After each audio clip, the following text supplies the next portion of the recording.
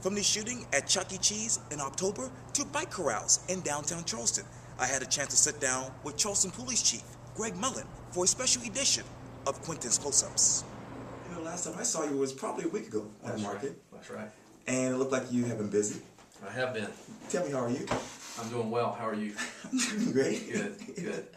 I'm glad to hear that. Yeah. And you know, two big stories have happened since then. A lot of talk has been going on about the bike corrals in Charleston. Right. Some people are happy about it. Some people are upset. As we sit here right now, can you tell me why bike corrals are so necessary to Charleston? Well, obviously, the Charleston community, like many around the country, biking is becoming more and more popular. Sure. And it's a growing transportation method. And what we want to try to do is encourage that, because obviously the more bicycles that we have, the less cars there will be. Sure. And that will be good for not only the environment in terms of pedestrians and walkability and modes of transportation, Sure. as well as the environment for less gas usage and Sure. those types of things. So it's very important to the area, and what we want to make sure of is that as we provide parking for cars, we also provide parking for bicycles. Sure. In areas that are conducive to that, not on the sidewalks, because what happens many times is the bicycles that are chained to parking meters, Sure. light poles, Right. trees, Right. other things. Right. If they fall over into the sidewalk, then they obstruct the sidewalk, and Somebody can become a safety hazard for those people who are walking. And as you know, in Charleston, the sidewalks are very narrow to begin with, simply because of the design of the city.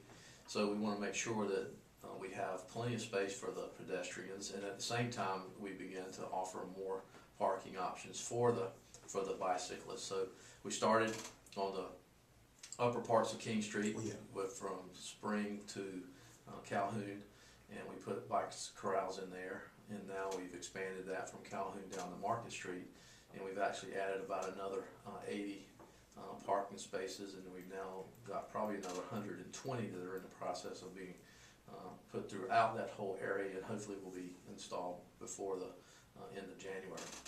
And you know, another big story is this, because I want you to rewind time with me to mid-October. You know, I was on social media on October 11th, and all of a sudden on Twitter I saw something that said that there was a shooting at this Chuck E. Cheese on Sam Rittenberg. Apparently, an argument took place inside the establishment between two people. One man by the name of Ty Lando King was asked by management to leave, but later he returned to fire shots, which later injured two people. And the press release that this department sent out was very telling to me. It said, quote, "And without regard for the numerous patrons inside of this business, including many children were in that particular establishment at that time." Tell me, when you heard that children were really in the line of danger, what was going through your mind? Well, obviously, we don't want anybody to be injured, and we take very seriously any situation where there are victims. However, when you start talking about children, it takes it to a whole nother level. And in this case, obviously, I was at home when I got the call, and the first thing was that it was at Chuck E. Cheese, and my first question was, is there any children that were harmed? Because clearly what we want to do is we want to create an environment for where children, who are the most innocent among us, have the opportunity to go and enjoy their childhood. Sure.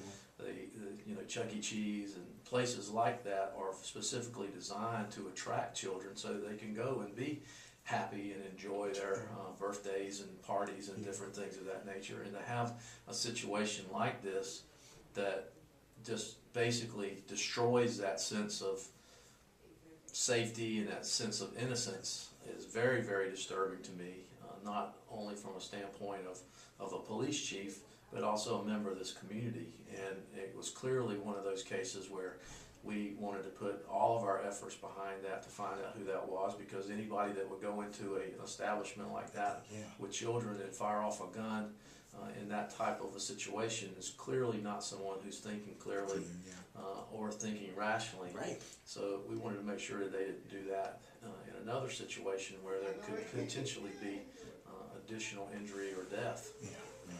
Well, you know, Chief Mullen, it was so great seeing you again. It was good seeing you, Quintin. Thank you. And I look forward to seeing you about other things, and let's get together and we can talk. I'll see you back on the market.